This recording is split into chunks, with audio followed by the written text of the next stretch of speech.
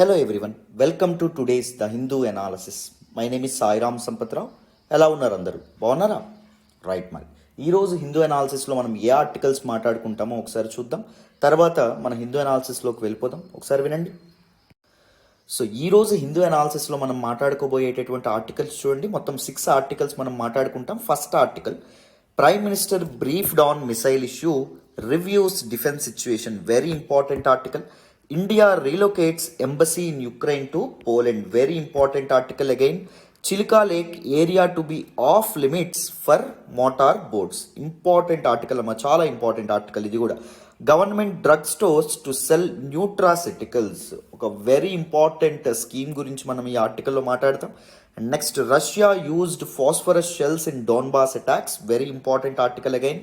China to face consequences if it helps Russia evades sanctions. ఇది కూడా చాలా చాలా important article. So all these ఆర్టికల్స్ని మనం డీటెయిల్డ్గా కాంప్రహెన్సివ్గా బ్యాక్గ్రౌండ్ నుంచి చక్కగా మనం మాట్లాడుకుందాం. ఓకేనా? సో ఇన్ని ఆర్టికల్స్కి చక్కనైనటువంటి పీడిఎఫ్ తయారు చేసి అండ్ దాంతోపాటు బ్యాక్గ్రౌండ్ నుంచి డీటెయిల్డ్గా చెప్పడం వెనక చాలా ఎఫర్ట్స్ ఉంటాయి. So if you really want to acknowledge your efforts, if you really want to acknowledge the time that is being invested in, so please do hit that big fat like button and explanation ఎలా ఉందనేది కూడా comment చేయండి. మీ friends and fellow ఆస్పిరెంట్స్తో కూడా మన వీడియోస్ని share చేసుకునే ప్రయత్నం అయితే చేయండి. ఓకేనా? సో మన కోర్సెస్ గురించి కొన్ని అనౌన్స్మెంట్స్ అనేవి చేసుకున్న వెంటనే మన హిందూ అనాలిసిస్లోని మొదటి ఆర్టికల్లోకి వెళ్ళిపోదాం. వినండమ్మా. సో ఈరోజు హిందూ అనాలిసిస్లోని మొదటి ఆర్టికల్ మాట్లాడే ముందు ఒక చిన్న అనౌన్స్మెంట్. యూపీఎస్సీ ఇన్ఫినిటీ హైదరాబాద్కి కూడా రాబోతుంది. సో హైదరాబాద్లో కూడా మనం బ్రాంచ్ ఓపెన్ చేస్తున్నాం. సో ఈ 21 మార్చ్ నుంచి కొత్త బ్యాచ్ అనేటటువంటిది స్టార్ట్ అవుతుంది. క్లాసెస్ అనేటటువంటివి మొదలు కాబోతున్నాయి. ఎవరైనా మన హైదరాబాద్ బ్రాంచ్లో అడ్మిషన్ తీసుకోవాలనుకుంటే కాల్ దిస్ నెంబర్ 7893899553. మీరు ఆ నెంబర్కి ఫోన్ చేసి చక్కగా జాయిన్ అవ్వచ్చు. సో ఆఫ్లైన్ ఇన్స్టిట్యూట్స్ ఎక్కడున్నాయని చెప్పి చాలామంది అడుగుతున్నారు. హైదరాబాద్, విశాఖపట్నం అండ్ శ్రీకాకుళంలో మన యూపీఎస్సీ ఇన్ఫినిటీ ఆఫ్లైన్ క్లాసెస్ అనేటటువంటివి రన్ అవుతున్నాయి. సో ఆఫ్లైన్ క్లాసెస్ యొక్క ఫీ ఎంత అంటే కేవలం 70,000 రూపాయలు మాత్రమే. 70,000 రూపాయలు కూడా ఒకసారి కట్టక్కర్లేదు. నెలకి 5,000 చొప్పున కూడా మీరు కట్టుకోవచ్చు. సో 1 ఏప్రిల్ నుంచి ఫీజు 80,000 అవ్వబోతుంది. సో ఈలోపే జాయిన్ అయ్యేటటువంటి ప్రయత్నం చేయండి. ఓకేనా? సో అన్ని కోర్సెస్ మీద లైఫ్ టైం వ్యాలిడిటీ వస్తుంది. సరేనమ్మా? సో మరి ఇప్పుడు ఆన్లైన్ కోర్సెస్ గురించి తెలుసుకుందాం. వినండి. సో యూపీఎస్సీ ఇన్ఫినిటీ కూడా న్యూ బ్యాచ్ 1 ఏప్రిల్ నుంచి మొదలవబోతుందమ్మా. యూపీఎస్సీ ఇన్ఫినిటీ ఆన్లైన్ క్లాసెస్ మీకు కావాలి అంటే జస్ట్ 60,000 రూపీస్ మాత్రమే ఫీజు. ఏప్రిల్ 1 నుంచి 70,000 రూపీస్ అవుతుంది. 60,000 రూపీస్ కూడా ఒకసారి కట్టక్కర్లేదు. నెలకి 5,000 రూపాయలు చొప్పున మీరు కట్టుకోవచ్చు. లైఫ్ టైం వ్యాలిడిటీతో వస్తున్నటువంటి కోర్సు చక్కగా మీరు జాయిన్ అవ్వచ్చు. And NCERT foundation course just ఇప్పుడు ఫీజు 15,000 రూపీస్ మాత్రమే. ఏప్రిల్ 1 నుంచి 20,000 రూపీస్ అవుతుంది. సో సురేష్ సార్ అండ్ నేను చాలా క్లాసెస్ కవర్ చేయడం అనేటటువంటిది జరిగింది. మీకు చాలా చక్కగా క్లాసెస్ అన్నీ అర్థమవుతాయి. సో హ్యాపీగా మీరు జాయిన్ అవ్వచ్చు. లైఫ్ టైం వ్యాలిడిటీ వస్తుంది దానిపైన కూడా. ఓకేనా? And this is all about our courses. మరి ఇప్పుడు మన హిందూ అనాలిసిస్లోని మొదటి ఆర్టికల్లోకి వెళ్ళిపోదాం. వినండి. సో ఈరోజు హిందూ అనాలిసిస్లోని మొదటి ఆర్టికల్ చూడండి. Prime minister briefed on missile issue, reviews defence situation. Very very important article regarding GS paper 2 governance and GS paper 3 security related article అమ్మ. చాలా ఇంపార్టెంట్ ఆర్టికల్. ఈ ఆర్టికల్ నేను ద హిందూలోని ఢిల్లీ ఎడిషన్లో పేజ్ నెంబర్ 1 నుంచి సెలెక్ట్ చేసుకోవడం అనేటటువంటిది జరిగింది. సో చక్కగా ఈ ఆర్టికల్ని మనం మాట్లాడదాం, వినాలి. సో మొదట న్యూస్లోకి ఏమొచ్చిందో చూడండి. మన ప్రైమ్ మినిస్టర్ నరేంద్ర మోడీ గారు ఆన్ సండే, ఆదివారం రోజు cabinet committee on security meeting ఏదైతే ఉంటుందో అది కండక్ట్ చేయడం అనేటటువంటి జరిగింది. నేను చెప్తాను ఈ క్యాబినెట్ కమిటీస్ అంటే ఏంటి, క్యాబినెట్ అంటే అసలు ఏంటి, ఇవన్నింటి గురించి బ్యాక్గ్రౌండ్ కూడా మనం చాలా చక్కగా మాట్లాడతాం. మీకు చాలా ఈజీగా ప్రతి టాపిక్ అర్థమవుతుంది. అందులో సందేహం అయితే ఏం లేదు. ఓకేనా? రైట్. సో ఈ cabinet committee on security meeting అనేటటువంటిది కండక్ట్ చేసి ఏ విషయాలు డిస్కస్ చేశారు అంటే ఇండియా యొక్క సెక్యూరిటీ ప్రిపేర్డ్నెస్ ఏదైతే ఉంటుందో దాని గురించి డిస్కస్ చేయడం అనేటటువంటిది జరిగింది. ఇండియా తన సెక్యూరిటీని ఎలా ప్లాన్ చేస్తుంది, మనం బార్డర్లో కానీ లేకపోతే ఇండియన్ నేవీ ఎలా ప్లాన్ చేస్తుంది, ఎయిర్ ఫోర్స్ ఎలా ప్లాన్ చేస్తుంది, ఒకవేళ పాసిబుల్ థ్రెట్ మనకి నైబర్ కంట్రీస్ ఏవైతే ఉన్నాయో అంటే పాకిస్తాన్ కానీ చైనా నుంచి కానీ ఒకేసారి ఏమైనా థ్రెట్ వచ్చి పడితే మనం దాన్ని ఎలా ఎదుర్కోగలము, ఇలాంటి విషయాలు ప్రైమ్ మినిస్టర్ నరేంద్ర మోడీ గారు తన క్యాబినెట్ కమిటీ ఆన్ సెక్యూరిటీ మీటింగ్లో డిస్కస్ చేయడం అనేటటువంటిది జరిగింది. సో మేజర్గా ఈ డిస్కషన్లో ఏ పాయింట్స్ అనేటటువంటివి డిస్కస్ చేశారు? మొదటిది చూడండి, national defence situation at the border, maritime and air fronts. So మన ల్యాండ్ బార్డర్స్లోను అండ్ దాంతోపాటు మన నేవీ వద్ద అండ్ దాంతోపాటు మన ఎయిర్ స్పేస్కి థ్రెట్స్ ఏవైనా ఉన్నాయా, మన సెక్యూరిటీకి ఏమైనా ఇబ్బందులు ఉన్నాయా, నైబరింగ్ కంట్రీస్ ఏవైతే ఉన్నాయో అవి ఏవైనా మన మీద అటాక్ చేస్తే మనం ప్రిపేర్డ్గా ఉన్నామా లేదా అనేటటువంటి విషయాలు ఏవైతే ఉంటాయో వాటిని డిస్కస్ చేయడం అనేటటువంటి జరిగింది. దాంతోపాటు గ్లోబల్ సెక్యూరిటీ ఇష్యూస్ని కూడా డిస్కస్ చేయడం అనేటటువంటి జరిగింది. ఇప్పుడు ద హాట్ ఇష్యూ ఏంటమ్మా అంటే రష్యా యుక్రెయిన్ కాన్ఫ్లిక్ట్ ఏదైతే ఉంటుందో దాని గురించి కూడా ప్రైమ్ మినిస్టర్ నరేంద్ర మోడీ గారు డిస్కస్ చేశారు. దాని యొక్క ఇంప్లికేషన్స్ ఇండియా మీద ఎలా ఉన్నాయి అనేటటువంటి సెక్యూరిటీ ఇంప్లికేషన్స్ వీటన్నిటి గురించి కూడా మాట్లాడడం అనేది జరిగింది. అండ్ దాంతోపాటు ఇంటర్నేషనల్ కమ్యూనిటీ ఇండియా మీద రీసెంట్గా ప్రెజర్ అనేటటువంటిది తీసుకొస్తుంది. బ్యాక్ ఛానల్స్లో ఆఫ్ కోర్స్ డైరెక్ట్గా చెప్పినప్పటికీ బ్యాక్ ఛానల్స్లో ఇండియా మీద ప్రెజర్ మొదలైంది. ప్రతి కంట్రీ రష్యా మీద శాంక్షన్స్ ఆంక్షలు అనేటటువంటివి వేస్తుంటే సో రష్యా మీద ఇండియా బలమైనటువంటి శాంక్షన్స్ వేయాలి అనేటటువంటి ఒక ఇంట్రెన్సిక్ ప్రెజర్ ఏదైతే ఉంటుందో అది మొదలైంది. So Russia and Russian sanctions మనం ఎలా హ్యాండిల్ చేయాలి అనేటటువంటి విషయం ఏదైతే ఉంటుందో దాని గురించి కూడా డిస్కస్ చేశారు. Next India's accidental launch of supersonic missile into Pakistan. So రీసెంట్గా ఏం జరిగింది అంటే మన ఇండియా భూభాగం నుంచి ఒక సూపర్సానిక్ మిసైల్ ఏదైతే ఉంటుందో అది పాకిస్తాన్ ఎయిర్ స్పేస్లోకి ఎంటర్ అయ్యి పాకిస్తాన్ భూభాగంలో కొలాప్స్ అవ్వడం అనేటటువంటిది జరిగింది. మీ అందరికీ తెలుసని అనుకుంటున్నాను. ఇంతకీ సూపర్సానిక్ అంటే ఏంటమ్మా? సూపర్సానిక్ అంటే సౌండ్ యొక్క స్పీడ్ కంటే ఎక్కువ స్పీడ్తో ట్రావెల్ చేసేటటువంటిది అని అర్థం. ఇక్కడ మిసైల్ అన్నా, మిసైల్ అంటే ఏంటి? క్షిపణి. But it is unarmed missile. మిసైల్కి మామూలుగా ఏంటి క్యారీ చేస్తారు? Every missile carries a payload. Payload అంటే ఏంటి? ఒక వెపన్ అనేటటువంటిది క్యారీ చేయడం అనేటటువంటి జరుగుతుంది ఎవరి మీద? శత్రువు మీద అటాక్ చేయడానికి. అర్థమైందా? కానీ ఈ మిసైల్లో ఎటువంటి వెపన్ అనేటటువంటిది లేదు. సో లాస్ట్ వీక్ ఏం జరగడం అనేటటువంటి జరిగింది, మన హర్యానాలో ఉన్నటువంటి సిర్సా బేస్ ఏదైతే ఉంటుందో ఇక్కడ మన మిసైల్స్ ఏవైతే ఉన్నాయో వాటి యొక్క జనరల్ మెయింటెనెన్స్ ఆపరేషన్స్ ఏవైతే ఉన్నాయో అవి చేస్తున్నారు. ఇలా చేస్తుండగా ఒక మిసైల్ ఏదైతే ఉందో అది తన గతి తప్పి పాకిస్తాన్ భూభాగంలోకి చొచ్చుకోవడం అనేది జరిగింది. అండ్ ఇక్కడ పాకిస్తాన్లో ఉన్నటువంటి పంజాబ్ ప్రావిన్స్లోని మియాన్ చన్ను అనేటటువంటి ప్లేస్లో అది కొలాప్స్ అవ్వడం అనేటటువంటిది జరిగింది. దీనికి పాకిస్తాన్ అండ్ ఇండియన్ ఆర్మీస్ ఏవైతే ఉన్నాయో ఒకరినొకరు సంభాషించుకోవడం అనేటటువంటి జరిగింది. సో ఇది యాక్సిడెంటల్గా పాకిస్తాన్ భూభాగంలోకి చొచ్చుకుపోయింది. It is very accidental event అని చెప్పి ఇండియా కూడా చెప్పడం అనేటటువంటి జరిగింది. అండ్ దాంతోపాటు ఈ ఈవెంట్ మీద ఒక ఎంక్వైరీ ఏదైతే ఉంటుందో అది కూడా వేయడం అనేటటువంటి జరిగింది. సో మీకు లాస్ట్ ఫ్యూ డేస్ హిందూ అనాలిసిస్లో మీకు శ్రీనివాస్ సార్ చెప్పారని అనుకుంటున్నాను దిస్ పర్టిక్యులర్ టాపిక్ని. సో ఈ ఇష్యూని బోత్ ద కంట్రీస్ చాలా మెచ్యూర్డ్ వేలో హ్యాండిల్ చేయడం అనేటటువంటిది జరిగింది. అటువైపు పాకిస్తాన్ నుంచి ఎటువంటి అగ్రెషన్ అనేది లేదు. ఇండియా కూడా తన తప్పు అని చెప్పి ఒప్పుకోవడం అనేటటువంటిది జరిగింది. బట్ కానీ ఇప్పుడు పాకిస్తాన్లో ఉన్నటువంటి ఇమ్రాన్ ఖాన్ గవర్నమెంట్ ఏదైతే ఉంటుందో దీన్ని పొలిటిసైజ్ చేసేటటువంటి ప్రయత్నాల్లో ఉంది. మల్టీలేటరల్ ఆర్గనైజేషన్స్కి ఈ విషయాన్ని తీసుకెళ్లి ఇండియా మీద ఆరోపణలు చేయబోతుంది అనేటటువంటి వార్తలు కూడా ఈ మధ్య వినిపించడం అనేటటువంటి జరుగుతుంది. బట్ సోఫార్ ఇప్పటి వరకు మాత్రం రెండు కంట్రీస్ చాలా మెచ్యూర్డ్ వేలో చాలా చక్కగా రెస్పాండ్ అవ్వడం అనేటటువంటి జరిగింది. ఎందుకు? దీస్ మిసైల్ ఆపరేషన్స్ అనేటటువంటివి చాలా రేర్గా ఫెయిల్ అవుతాయి, బట్ మనం వాటిని ఆపలేం కదా. సో ఇలాంటి వాటిని ఏ కంట్రీ అయినా యాక్సెప్ట్ చేయాలి. సో ఏ కంట్రీ అయినా ఉన్నతంగా తీసుకోవాలి, రైట్? సో దిస్ ఈవెంట్ అనేటటువంటిది రెండు కంట్రీస్ మధ్య సంబంధాలు అనేటటువంటివి మెరుగయ్యేటటువంటి ఛాన్స్ ఉంది అనేటటువంటి హోప్ అయితే ఇస్తుందని చెప్పి మనం చెప్పుకోవచ్చు. అర్థమైందా? So these are some major points of discussion. So ఇప్పుడు మనం క్యాబినెట్ కమిటీ ఆన్ సెక్యూరిటీ అంటే ఏంటి, క్యాబినెట్ కమిటీస్ మొత్తం ఎన్ని ఉంటాయి, ఇలాంటి ఆస్పెక్ట్స్ ఏవైతే ఉంటాయో వాటిని మనం డీటెయిల్డ్గా డిస్కస్ చేద్దాం. జాగ్రత్తగా వినండి. ప్రిలిమ్స్కి మీకు చాలా ఇంపార్టెంట్ పాయింట్స్ అనేటటువంటివి చెప్తాను, చక్కగా అర్థమవుతుంది. సో మనం ఇప్పుడు క్యాబినెట్ కమిటీస్ ఏవైతే ఉన్నాయో వాటి గురించి చక్కగా మనం మాట్లాడే ప్రయత్నం చేద్దాం. జాగ్రత్తగా వినండి. అసలు ఇంతకీ క్యాబినెట్ అంటే ఏంటి, ఇది మనం తెలుసుకోవాలి. మన కాన్స్టిట్యూషన్లో, మన రాజ్యాంగంలో పార్ట్ 5 ఆఫ్ ద కాన్స్టిట్యూషన్ ఉంటుంది. Part 5 of the constitution talks about union government. ఏంటండి? Union government. సో పార్ట్ 5లో ఏ ఆర్టికల్ నుంచి ఏ ఆర్టికల్ ఉండడం అనేటటువంటి జరుగుతుంది. ఆర్టికల్ 52 నుంచి ఆర్టికల్ 151 వరకు పార్ట్ 5 ఆఫ్ ద కాన్స్టిట్యూషన్లో ఉండడం అనేటటువంటిది జరుగుతుంది. సో ఇందులో one of the very important article గుర్తుపెట్టుకోండి, article 74 of the constitution. Article 74 of the constitution ఏం చెప్పడం అనేటటువంటి జరుగుతుంది అంటే, there shall be a council of ministers headed by a prime minister. They will aid and advise to the president. అర్థమైందా?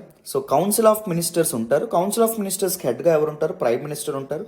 And what they will do, they will aid and advise the president. రాష్ట్రపతి తన బాధ్యతలు నిర్వహించడంలో భాగంగా వీళ్ళు రాష్ట్రపతికి advise ఇవ్వడం అనేటటువంటిది జరుగుతుంది. అండ్ ప్రెసిడెంట్ ఎవరైతే ఉన్నారో ఈయన ఈ should act upon the aid and advise of prime minister అనేది council of ministers. Council of ministers అంటే ఏంటి అంటే ప్రధానమంత్రి యొక్క మంత్రివర్గం. సో మంత్రివర్గంలో మినిస్టర్స్ అందరూ ఎవరైతే సెంట్రల్ మినిస్టర్స్ ఎవరైతే ఉంటారో వాళ్ళందరూ ఉంటారు. మరి క్యాబినెట్ అంటే ఏంటి? కౌన్సిల్ ఆఫ్ మినిస్టర్స్కి క్యాబినెట్కి ఒక చిన్న తేడా అనేటటువంటిది ఉంటుంది, గుర్తుపెట్టుకోండి. సో కౌన్సిల్ ఆఫ్ మినిస్టర్స్ ఏదైతే ఉంటుందో it is a larger body, ఇది చాలా పెద్ద బాడీ. ఇందులో అందరు మినిస్టర్స్ ఎవరైతే ఉంటారో వాళ్ళు ఉండడం అనేటటువంటి జరుగుతుంది. బట్ కానీ దిస్ క్యాబినెట్ అంటే ఏంటి అంటే this is a core body of ministers. So important ministers ఉండడం ఎవరైతే ఉంటారో వాళ్ళు క్యాబినెట్ సభ్యులుగా ఉంటారు. సపోజ్ ఫినాన్స్ మినిస్టర్ కానీ, లేకపోతే హోమ్ మినిస్టర్ కానీ, డిఫెన్స్ మినిస్టర్ కానీ, ఇలాంటి వాళ్ళు ఎవరైతే ఉంటారో వీళ్ళు క్యాబినెట్ సభ్యులుగా ఉండడం అనేటటువంటిది జరుగుతుంది. గుర్తుపెట్టుకోండి, క్యాబినెట్ అనేటటువంటి పదం ఏదైతే ఉందో అది ఒరిజినల్ కాన్స్టిట్యూషన్లో అసలు మెన్షన్ అయితే చేయలేదు. ఒరిజినల్ కాన్స్టిట్యూషన్లో అసలు మెన్షన్ అయితే చేయలేదు.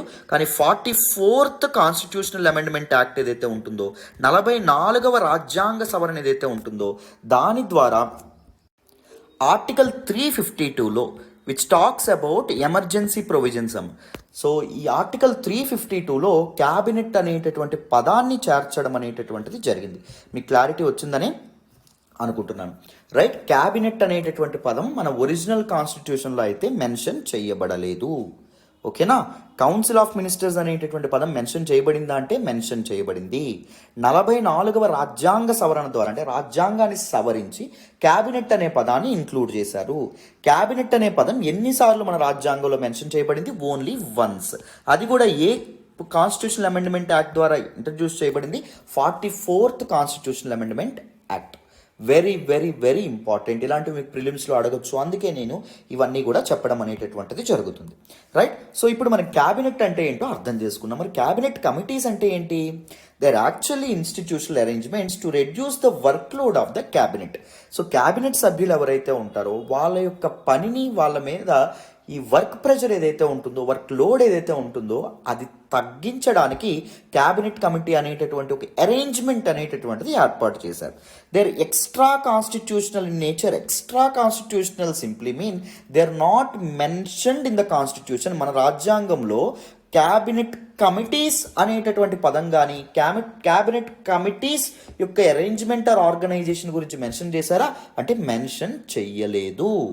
అర్థమైందా? So the constitution never talk about the emergence of cabinet committees, గుర్తుపెట్టుకోండి. కానీ గవర్నమెంట్ ఆఫ్ ఇండియా చేసినటువంటి ట్రాన్సాక్షన్ ఆఫ్ బిజినెస్ రూల్స్ 1961 ఏదైతే ఉంటుందో that provide for the establishment of cabinet committees.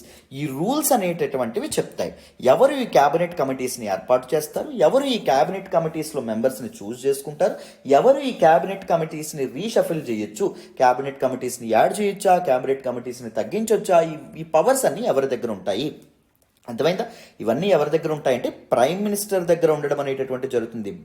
భారత ప్రధానమంత్రి దగ్గర ఉండడం అనేటటువంటి జరుగుతుంది.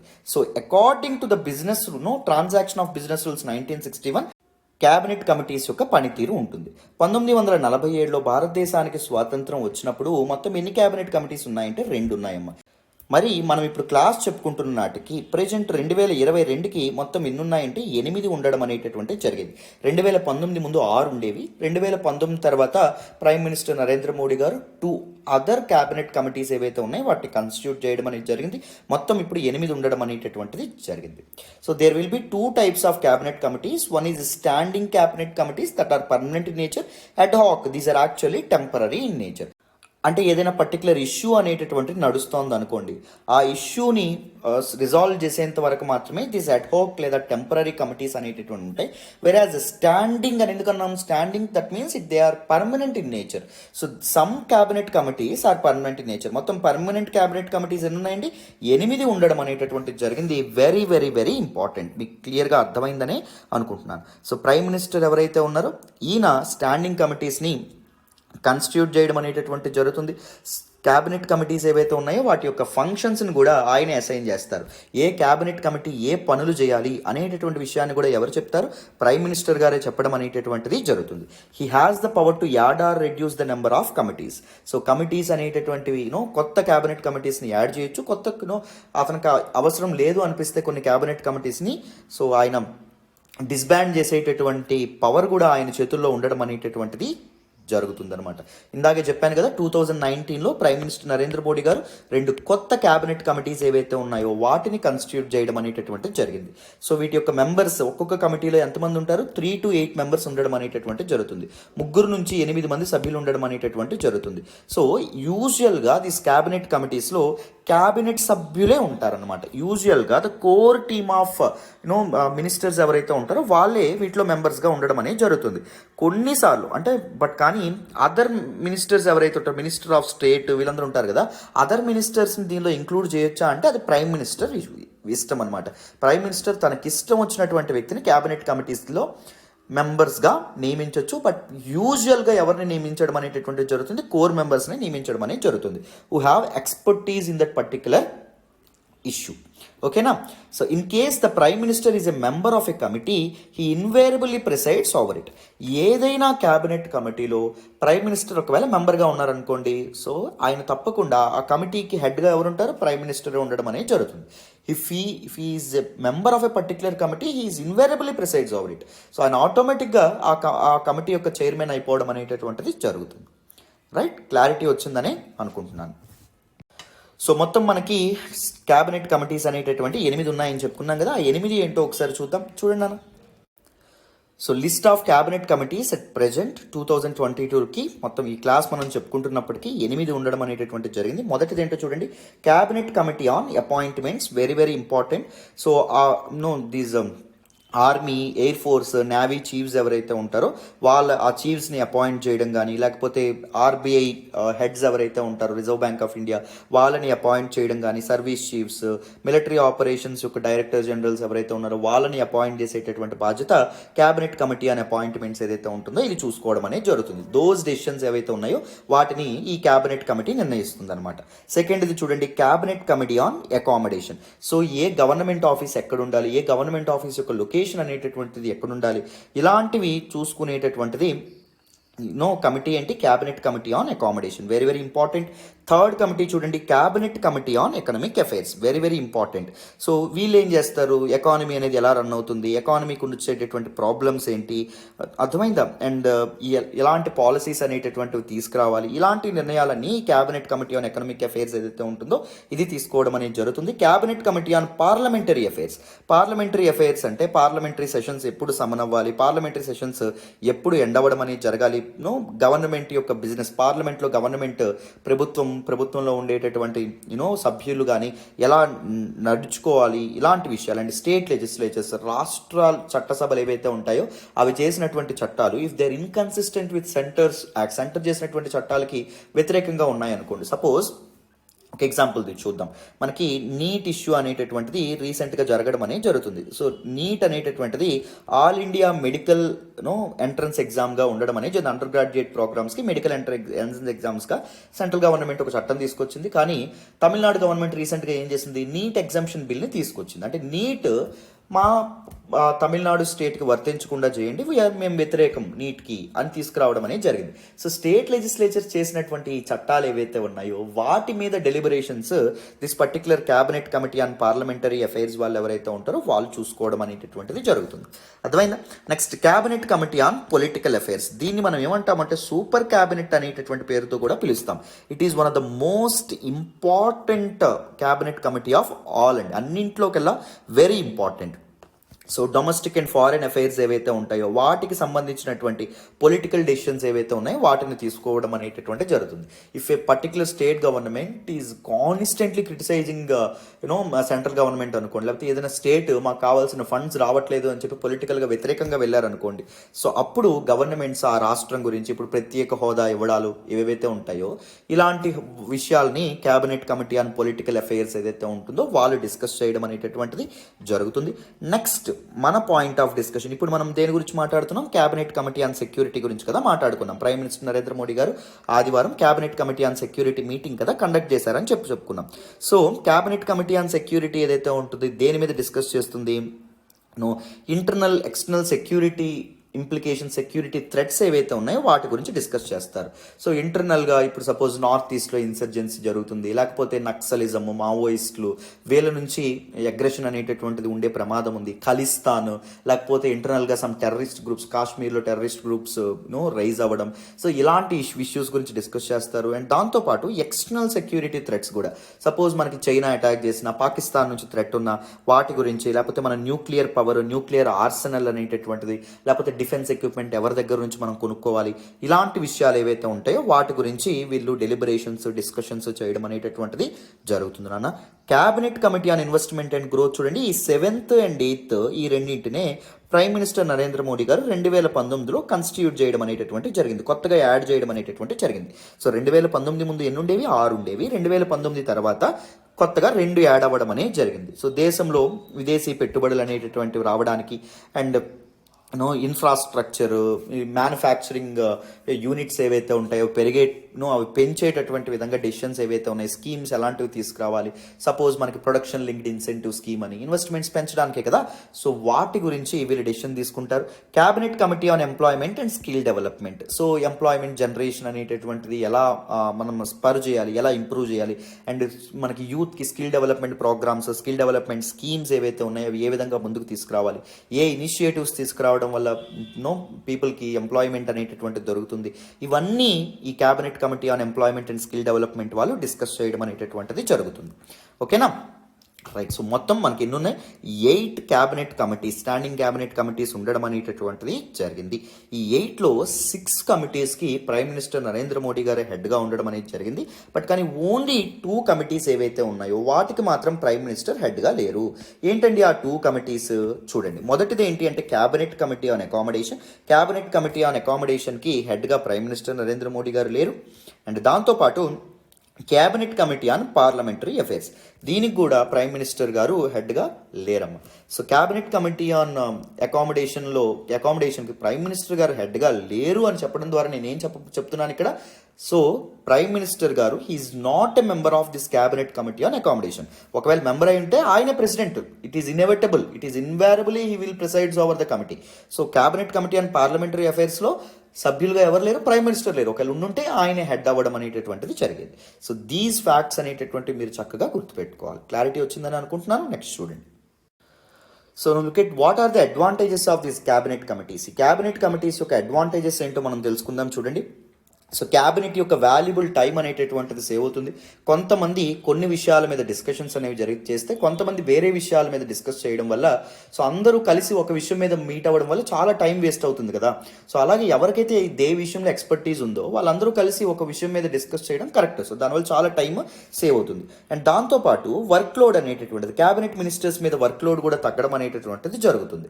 సో ఇప్పుడు సపోజ్ అన్ని క్యాబినెట్ కమిటీస్లో కూడా ఒకరు మెంబర్గా ఉండడం అనేది జరిగింది అనుకోండి, ఏం జరుగుతుంది, ప్రతి ఒక్క క్యాబినెట్ కమిటీలో కూడా వాళ్ళు ఇన్వాల్వ్ అవ్వడం వల్ల వాళ్ళ మీద చాలా సివియర్ వర్క్ లోడ్ ఉంటుంది. They need to deliberate upon, they need to వాళ్ళు చాలా విషయాల మీద ఫోకస్ అనేటటువంటి చేయాలి. ఎందుకంటే గవర్నమెంట్ నిర్ణయాలు ఈజీగా తీసుకోలేం కదా. సో ప్రతి విషయాన్ని డిస్కస్ చేసిన తర్వాత మాత్రమే వాళ్ళు నిర్ణయాలకు వస్తారు, అవునా కదా. సో వర్క్ లోడ్ ఎక్కువైపోతుంది అన్ని విషయాల మీద ఒక క్యాబినెట్ మినిస్టర్ ఇన్వాల్వ్ అవ్వాలి అంటే. సో వర్క్ లోడ్ తగ్గించే విధంగా క్యాబినెట్ కమిటీస్ పనిచేస్తాయి. అండ్ ఎఫెక్టివ్నెస్ కూడా పెరగడం అనేటటువంటిది జరుగుతుంది. So inter governmental, inter departmental coordination అనేటటువంటిది ఉంటుంది. Suppose cabinet committee on security ఏదైతే ఉంటుందో దానిలో ఫినాన్స్ మినిస్టర్ ఉంటారు, ఫారెన్ అఫైర్స్ మినిస్టర్ ఉంటారు, ప్రైమ్ మినిస్టర్ ఉండడం అనేది జరుగుతుంది, హోమ్ మినిస్టర్ ఉండడం అనేటటువంటి జరుగుతుంది. సో ఇలా డిఫరెంట్ పీపుల్, కోర్ మెంబర్స్ ఎవరైతే ఉంటారో, డిఫెన్స్ మినిస్టర్ ఉంటారు, వాళ్ళు ఉండడం వల్ల సో ఒక సెక్యూరిటీ ఇష్యూ ఏదైతే ఉంటుందో దాని యొక్క ఇంపాక్ట్ ఎకానమీ మీద ఎలా ఉంటుందని ఫినాన్స్ మినిస్టర్ ఆలోచన చేసి కొన్ని ఇంపార్టెంట్ పాయింట్స్తో ముందుకు రావచ్చు.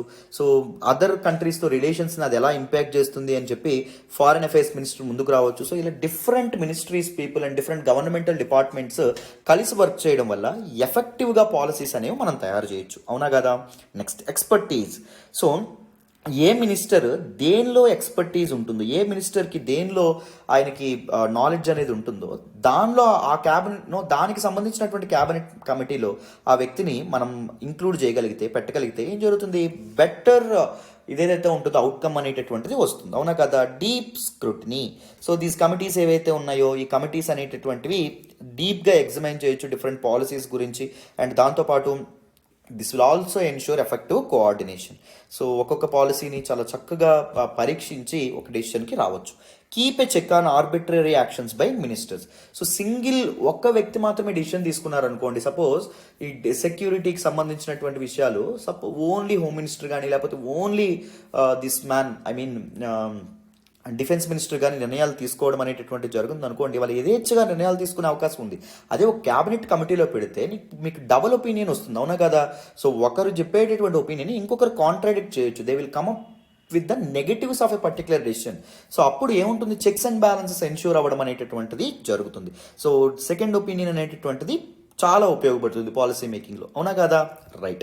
So deliberation, more effective deliberation ఉంటుంది. ఎందుకంటే క్యాబినెట్ కమిటీ మెంబర్స్ చాలా తక్కువ ఉంటారు కాబట్టి, జస్ట్ 3 to around 8 మెంబర్స్ ఉంటారు కాబట్టి చక్కగా ఒక పాలసీ మీద కానీ ఒక డెసిషన్ మీద కానీ పూర్తి స్థాయిలో వాళ్ళు చర్చలు జరిపి వాళ్ళు లోతుగా విశ్లేషించి అనాలిసిస్ చేసి వాళ్ళకు మంచి పాలసీస్తో ముందుకు రావచ్చు. అండ్ కలెక్టివ్ రెస్పాన్సిబిలిటీ ఉంటుంది. సపోజ్ ఒకరే డెసిషన్స్ తీసుకుంటున్నారు అనుకోండి, ఏం జరుగుతుంది, సో ఏదైనా ఆ పర్టికులర్ పాలసీ ఏదైతే ఉంటుందో పర్టికులర్ పాలసీ తప్పుదోవ పడినప్పుడు ఒకరినే నిందించాల్సి వస్తుంది. గవర్నమెంట్ తప్పించుకునే అవకాశం ఉంది.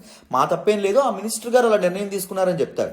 అదే వేరాస్ దిస్ క్యాబినెట్ కమిటీస్ ఉన్నాయనుకోండి, క్యాబినెట్ సభ్యులు ఒక కమిటీగా ఏర్పడ్డారనుకోండి, 3-4, అప్పుడు తప్పించుకోవడానికి వీలేదు. Government we can the opposition parties and the people can make the government accountable for their decisions. వాళ్ళ యొక్క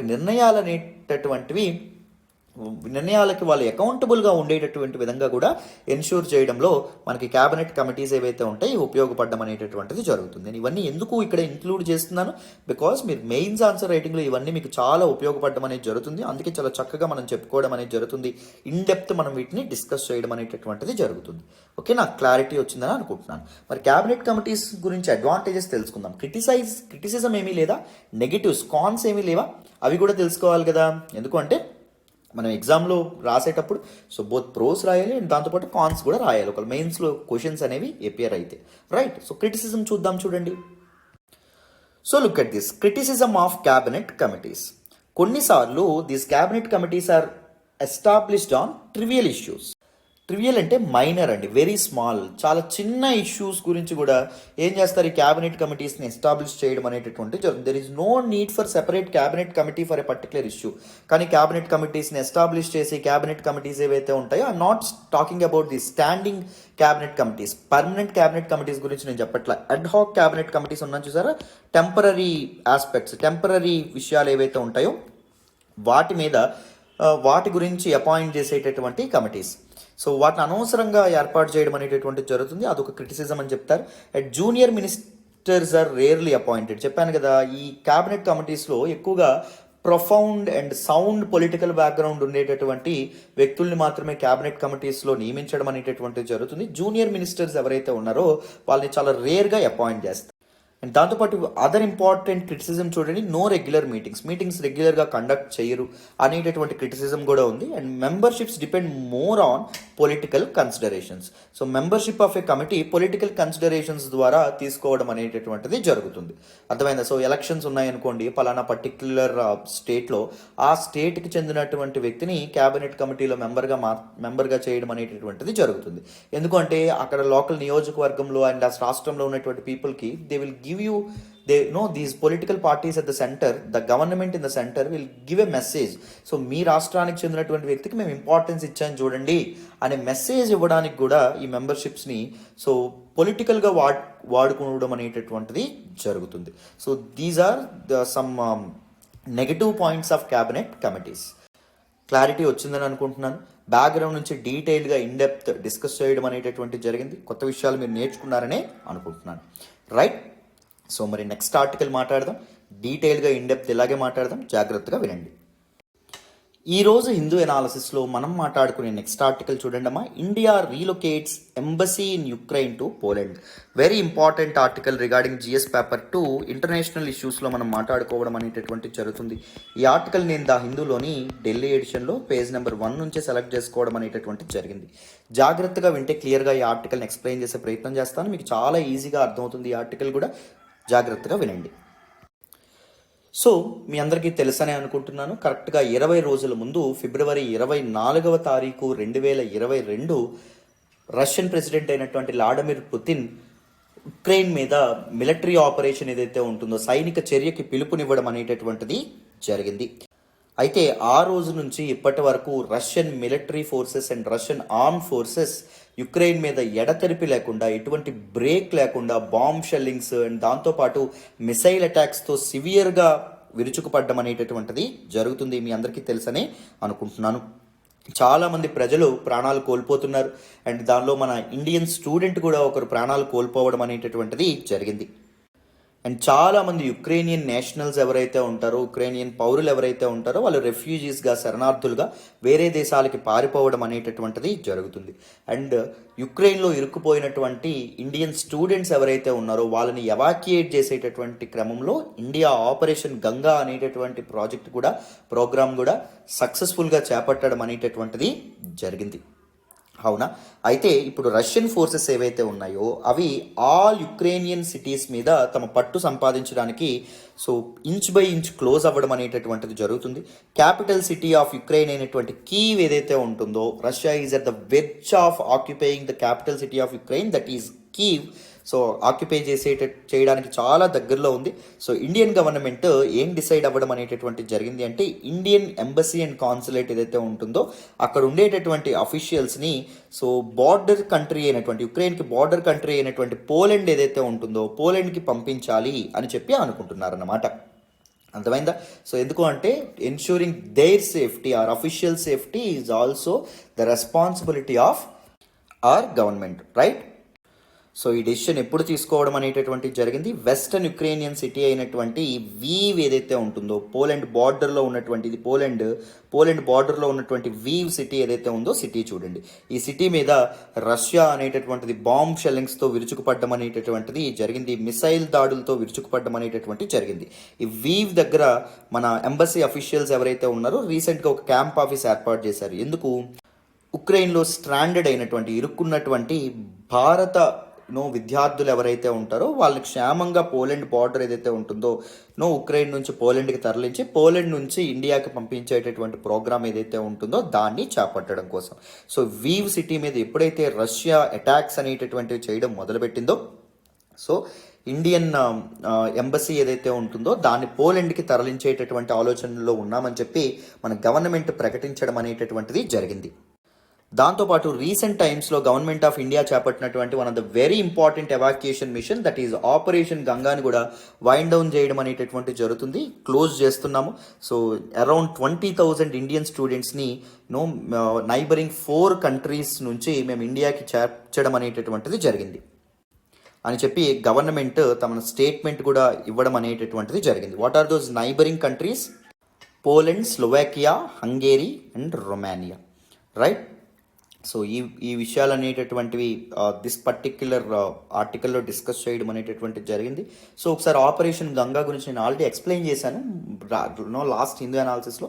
ఒకసారి టూకీగా డిస్కస్ చేసేటటువంటి ప్రయత్నం చేద్దాం, వినండి. What is this operation Ganga? It is an evacuation mission by government of India. Evacuation అంటే ఏంటి? తరలించడం అని చెప్పి అంటారు.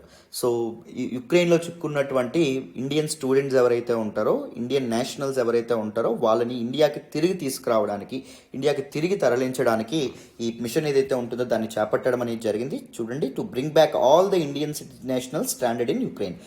స్ట్రాండెడ్ అంటే యుక్రెయిన్లో చిక్కున్నటువంటి ఇండియన్ నేషనల్స్ అందరినీ తిరిగి తీసుకురావచ్చే ప్రయత్నంలో ఈ మిషన్ని లాంచ్ చేశారు. ఈ ఆపరేషన్ని అరౌండ్ 2,000 స్టూడెంట్స్ యుక్రెయిన్లో చిక్కుకుపోవడం అనేటటువంటి జరిగింది.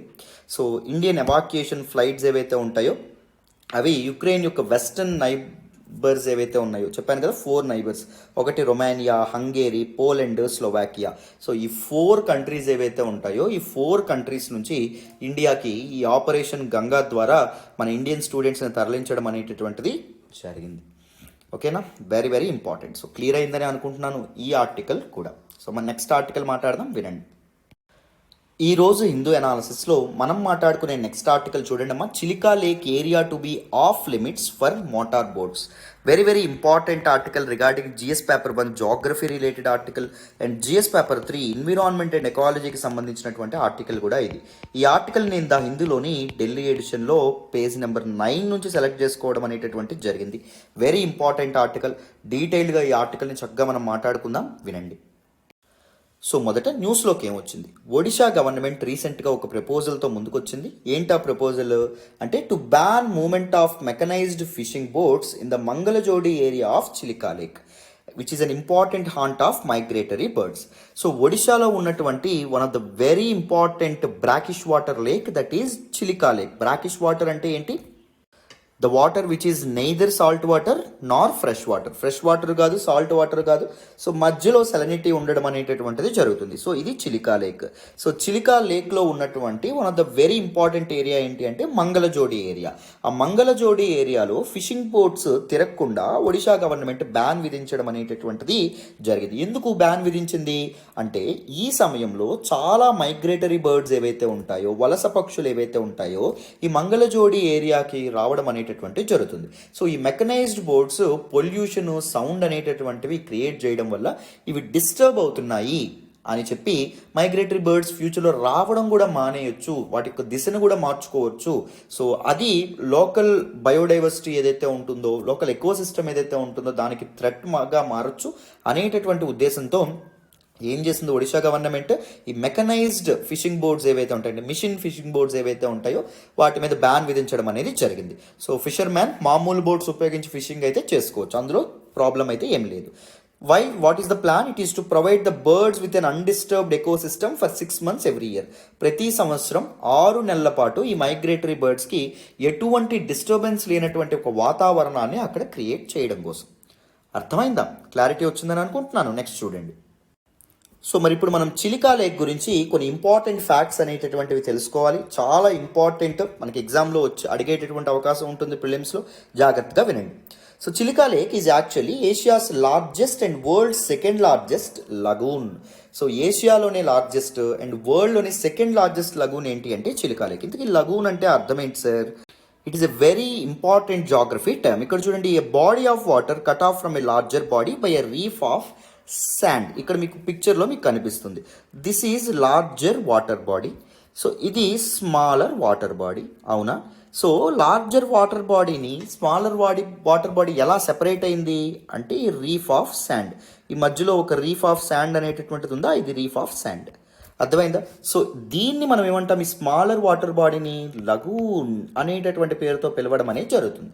సో ఏషియాలోనే లార్జెస్ట్ లగూన్ ఏంటి అంటే చిలికా లేక్. మరి వరల్డ్లో సెకండ్ లార్జెస్ట్ లగూన్ ఏంటి? Chilika lake. World's largest lagoon ఏంటో కామెంట్ బాక్స్లో తెలియజేయండి. ఎంతవరకు కరెక్ట్గా చెప్తారో చూద్దాం. రైట్, 1981లో దీన్ని రామ్సర్ వెట్లాండ్గా గుర్తించడం అనేటటువంటి జరిగింది. In fact it is the first Indian wetland of international importance under the Ramsar convention అమ్మ. అర్థమైందా? 1981లో దీన్ని రామ్సర్ వెట్లాండ్గా డిజిగ్నేట్ చేయడం అనేటటువంటిది జరుగుతుంది. రైట్. సో మేజర్ అట్రాక్షన్ ఇక్కడ ఏంటి చిలికా లేక్లో? ఇరావాడి డాల్ఫిన్స్ ఏవైతే ఉంటాయో అవి ఎక్కువగా ఇక్కడ కనిపించడం అనేటటువంటిది జరుగుతుంది. వీటిని చూడడానికి చాలా మంది టూరిస్టులు, పర్యాటకులు ఈ చిలికా లేక్ ఏదైతే ఉంటుందో దాన్ని సందర్శించడం అనేటటువంటిది జరుగుతుంది. ఏ స్టేట్లో ఉంది? ఒడిషా స్టేట్లో ఉండడం అనేటటువంటిది జరుగుతుంది. చిలికా లేక్లో ఒక చిన్న ఐలాండ్ కూడా ఉంటుందమ్మా. ఆ ఐలాండ్లో కల్కాజీ టెంపుల్ అనేటటువంటి టెంపుల్ కూడా ఉంది. సో ఒక డివోషనల్ ఇంపార్టెన్స్ ఏదైతే ఉంటుందో, రిలీజియస్ ఇంపార్టెన్స్ కూడా ఈ పర్టికులర్ చిలికా లేక్ లేదా లగూన్ ఏదైతే ఉంటుందో దీనికి ఉండడం అనేటటువంటిది జరిగింది. సో చాలా మంది డివోటీస్ ఎవరైతే ఉంటారో వాళ్ళు కూడా ఈ టెంపుల్ని సందర్శించుకోవడానికి దిస్ చిలికా లేక్ ఏదైతే ఉంటుందో దాని వద్దకు రావడం అనేటటువంటిది జరుగుతుంది. సో థౌజండ్స్ ఆఫ్ మైల్స్ నుంచి మైగ్రేటరీ బర్డ్స్ ఏవైతే ఉంటాయో అవి కూడా వస్తాయి. కాస్పియన్ సీ నుంచి, లేక్ బైకల్ నుంచి, అరల్ సీ, రష్యాలో ఉన్నటువంటి రిమోట్ పార్ట్స్ నుంచి, Kyrgyz స్టెపీస్ of Mongolia, central and south east Asia నుంచి, లడాక్ నుంచి, హిమాలయాస్ నుంచి చాలా మైగ్రేటరీ బర్డ్స్ ఈ చిలికా లేక్కి రావడం అనేటటువంటిది జరుగుతుందమ్మా. అర్థమైందా? And it is also the largest brackish water lake and wintering ground of birds in the Indian సబ్ కాంటినెంట్లో భారత ఉపఖండంలో Indian subcontinent comprises of countries like Pakistan, India, Nepal, Bhutan and దాంతోపాటు బంగ్లాదేశ్. సో ఇండియన్ సబ్ కాంటినెంట్లోకెల్లా largest brackish water lake. Brackish water అంటే మీకు already చెప్పుకున్నాం, it is neither salt water nor fresh water. So salinity మధ్యలో ఉండడం అనేటటువంటిది జరుగుతుంది. సో మైగ్రేటరీ బర్డ్స్ ఏవైతే ఉంటాయో అవి కూడా చాలా ఎక్కువ నెంబర్స్లో ఈ చిలుకా లేక్ దగ్గరకు వచ్చి ఈ చిలుకా లేక్ని సందర్శించడం అనేటటువంటిది జరుగుతుంది. ఓకేనా, చాలా ఇంపార్టెంట్ పాయింట్స్ మనం డిస్కస్ చేసుకున్నాం, వీటన్నింటినీ గుర్తుపెట్టుకోవాలి. నెక్స్ట్ చూడండి. సో ఇక్కడ బ్రాకిష్ వాటర్ అంటే ఏంటో ఇన్ఫోగ్రాఫిక్ పెట్టాను చూడండి. Brackish water is neither a salt water or fresh water but a mixture of salt water, fresh water కలిపి ఉన్నటువంటి వాటర్ని ఏమంటామంటే బ్రాకిష్ వాటర్ అంటాం. It is found where rivers meet the sea. Rivers నుంచి ఫ్రెష్ వాటర్, సీన్లో ఉన్నటువంటి this particular salt water ఏదైతే ఉంటుందో అది కలిసే చోట దిస్ బ్రాకిష్ వాటర్ ఏదైతే ఉంటుందో అది ఏర్పడడం అనేటటువంటిది జరుగుతుంది, అది కనిపించడం అనేటటువంటిది జరుగుతుంది. Very very important article. So ఈ ఆర్టికల్ మీకు డీటెయిల్డ్గా ఇన్డెప్త్ అర్థమైందనే అనుకుంటున్నాను. సో మరి నెక్స్ట్ ఆర్టికల్ మాట్లాడదాం, వినండి. ఈరోజు హిందూ అనాలిసిస్లో మనం మాట్లాడుకునే నెక్స్ట్ ఆర్టికల్ చూడండి. Government drug stores to sell nutraceuticals. Very very important article regarding GS paper 2 అమ్మ, గవర్నెన్స్ రిలేటెడ్ ఆర్టికల్. సో ఈ ఆర్టికల్లో మనం ఒక ఇంపార్టెంట్ స్కీమ్ గురించి డిస్కస్ చేసుకుంటాం. ఆ స్కీమ్ పేరు ఏం పేరు అంటే ప్రధానమంత్రి భారతీయ జనౌషధి పరియోజన, పిఎంబీజేపీ అంటాం. సో దిస్ పర్టిక్యులర్ స్కీమ్ ఏదైతే ఉంటుందో దాని గురించి మనం ఈ ఆర్టికల్లో మాట్లాడతాం అండ్ న్యూస్లోకి ఎందుకు వచ్చిందో కూడా డీటెయిల్డ్గా డిస్కస్ చేద్దాం, జాగ్రత్తగా వినండి. సో అసలు న్యూస్లోకి ఏం రావడం అనేటటువంటి జరిగింది. ద ప్రధానమంత్రి భారతీయ జనౌషధి పరియోజన అనేటటువంటి స్కీమ్ కింద ఏర్పాటు చేసినటువంటి ప్రధానమంత్రి భారతీయ జనౌషధి పరియోజన కేంద్రాస్ ఏవైతే ఉన్నాయో అవి ప్రజెంట్ 1451 డ్రగ్స్ ఏవైతే ఉంటాయి. డ్రగ్స్ అంటే ఇక్కడ మెడిసిన్స్ 1451 రకాల మెడిసిన్స్, 240 సర్జికల్ ఇన్స్ట్రుమెంట్స్ని మార్కెట్ ప్రైస్ కంటే తక్కువ ప్రైస్కి వీళ్ళు అమ్మడం అనేటటువంటిది జరుగుతుంది. సో దాంతోపాటు కొత్తగా వీళ్ళు ఏం యాడ్ చేశారు అంటే న్యూట్రాసిటికల్ ప్రొడక్ట్స్ని కూడా యాడ్ చేయడం అనేటటువంటి జరిగింది. ఇంతకీ న్యూట్రాసిటికల్స్ అంటే అర్థమేంటి sir? It is any substance that is a food or part of a food it provides medical or health benefits. So nutrition కానీ లేకపోతే మెడికల్ బెనిఫిట్స్, హెల్త్ బెనిఫిట్స్ ఇచ్చేటటువంటి వాటిని న్యూట్రాసిటికల్స్ అని చెప్పి మనం అండం అనేటటువంటి జరుగుతుంది. సపోజ్ ఇప్పుడు ఓఆర్ఎస్ డ్రింక్స్ ఇవి ఉంటాయి కదా, అవి దేర్ యాక్చువల్లీ ఫుడ్ సబ్స్టెన్సెస్ కానీ అవి మెడికల్ అండ్ హెల్త్ బెనిఫిట్స్ మనకి ఇస్తాయి. So those are actually nutraceuticals. అర్థమైందా? సో ఒక డిసీజ్ని ప్రివెంట్ చేయడానికి కానీ లేకపోతే ఒక డిసీజ్ని ట్రీట్ చేయడానికి కానీ ఇచ్చేటటువంటి ఫుడ్ ఐటమ్ ఏదైతే ఉంటుందో, మామూలుగా ఒక డిసీజ్ని ప్రివెంట్ చేయడానికి లేదా ట్రీట్ చేయడానికి సో మెడిసిన్స్ ఇస్తారు. మెడిసిన్స్ కాకుండా ఏదైనా ఫుడ్ ఐటమ్ అనేటటువంటిది ఇచ్చారనుకోండి, వాటిని న్యూట్రాసిటికల్స్ అంటాం. అర్థమైందా? లైక్ ప్రోటీన్ పౌడర్స్ కానీ లేకపోతే న్యూట్రియంట్ బార్స్ కానీ లేకపోతే malt based food supplements and immunity bars ఏవైతే ఉంటాయో వీటన్నింటినీ తమ కస్టమర్స్కి అమ్మనున్నాయంట. ఏంటి? ద ప్రధానమంత్రి భారతీయ జనౌషధి పరియోజన కేంద్రాస్. సో నేను చెప్తాను అసలు ఈ పిఎంబీజేపీ స్కీమ్ గురించి అండ్ ఈ కేంద్రాస్ ఏవైతే ఉన్నాయో వాటి గురించి. సో ఇప్పుడు 2022 నాటికి మొత్తం పిఎంబీజేపీ కేంద్రాస్ ఎన్ని ఉన్నాయంటే 8675 ఉన్నాయండి. దేశవ్యాప్తంగా 8675 పిఎంబీజేపీ కేంద్రాస్ ఫంక్షనల్గా ఉండడం అనేటటువంటిది జరిగింది. So they have 3 IT enabled warehouses. So వీటికి మెడిసిన్స్ ఎక్కడి నుంచి సప్లై అవుతాయి? ఈ 3 వేర్ హౌసెస్ నుంచి సప్లై అవ్వడం అనేటటువంటిది జరుగుతుంది. Right. So they are IT enabled అనమాట, information technology enabled warehouses. So అసలు ఇవేం చేస్తాయంటే మనకి SAP టెక్నాలజీ ద్వారా మెడిసిన్స్కి డిమాండ్ ఎంత ఉంది, సో సప్లై ఎంత ఉండాలి, ఇవన్నీ సో ఈ వేర్ హౌసెస్లో ఎప్పటికప్పుడు నోట్ అవ్వడం అనేది జరుగుతుంది. సో ఏ పిఎంబీజేపీ కేంద్రాకి సో ఎంత మెడిసిన్ అనేటటువంటిది వెళ్ళింది వీటన్నింటినీ వేర్ హౌసెస్లో రికార్డ్ చేస్తారు. సో ఒకటి గురుగ్రామ్లో ఉంది వేర్ హౌస్, చెన్నైలో ఉంది, మూడవది ఏంటి గౌహతిలో ఉండడం అనేటటువంటిది జరిగింది. సో సూరత్లో ఇంకొకటి తయారవబోతుంది అనమాట, ఇంకొక వేర్ హౌస్ ఏదైతే ఉంటుందో వేర్ హౌస్. సో గవర్నమెంట్ ఈ పిఎంబీజేపీ కేంద్రాస్ యొక్క నెంబరు 10,500కి పెరగాలి అని చెప్పి టార్గెట్ పెట్టుకుంది బై 2025 మార్చ్ 2025 కల్లా. సో ఈ ప్రజెంట్ ఉన్నటువంటి 8675 కేంద్రాస్ ఎన్ని అవ్వాలని టార్గెట్ పెట్టుకున్నారు అంటే 10,500 అవ్వాలని చెప్పి టార్గెట్ పెట్టుకున్నారు. అండ్ దాంతోపాటు 6 వేర్ హౌసెస్ ఏవైతే ఉంటాయో వాటిని ఏర్పాటు చేయాలని చెప్పి టార్గెట్ పెట్టుకోవడం అనేటటువంటి జరిగింది. ప్రెజెంట్ 3 ఉన్నాయి, 4th రెడీ అవుతుంది. మొత్తం 2025 కల్లా 6 వేర్ హౌసెస్ అనేటటువంటి ఉంటే బాగుంటుంది అని చెప్పి గవర్నమెంట్ టార్గెట్ పెట్టుకోవడం అనేటటువంటిది జరిగింది. సో క్లారిటీ వచ్చిందని అనుకుంటున్నాను. ఇప్పుడు మనం ప్రధానమంత్రి భారతీయ జనౌషధి పరియోజన ఏదైతే ఉంటుందో దిస్ పర్టిక్యులర్ స్కీమ్ గురించి ఇంపార్టెంట్ ఫ్యాక్ట్స్ మనం మాట్లాడుకుందాం, జాగ్రత్తగా వినాలి. సో చూడండి, Pradhan Mantri Bharatiya Janaushadhi Pariyojana, it is actually campaign launched by the department of pharmaceuticals government of India in 2008. 2008లో ఒక క్యాంపెయిన్గా ఇది లాంచ్ అవ్వడం అనేటటువంటి జరిగింది. With the name Janaushadhi campaign అనేటటువంటి క్యాంపెయిన్గా ఇది లాంచ్ అయిందమ్మా. అర్థమైందా? కానీ 2015-16 బీజేపీ గవర్నమెంట్ వచ్చిన తర్వాత ఈ జనౌషధి క్యాంపెయిన్ని ఒక ఫుల్ ఫ్లెడ్జ్డ్ స్కీమ్గా మార్చడం అనేటటువంటి జరిగింది. విత్ ద నేమ్ ప్రధానమంత్రి భారతీయ జనౌషధ పరియోజన అనేటటువంటి స్కీమ్గా వీటిని మార్చడం అనేటటువంటి జరిగింది. What is the aim of this particular scheme అంటే క్వాలిటీ మెడిసిన్స్ ఏవైతే ఉంటాయో వాటిని వెరీ అఫోర్డబుల్ ప్రైసెస్కి పీపుల్కి అందించాలి. వేటి ద్వారా? స్పెషల్ కేంద్రాస్ ద్వారా. కేంద్రాస్ పేరేం పెట్టారు? ప్రధానమంత్రి భారతీయ జనౌషధ కేంద్రాస్.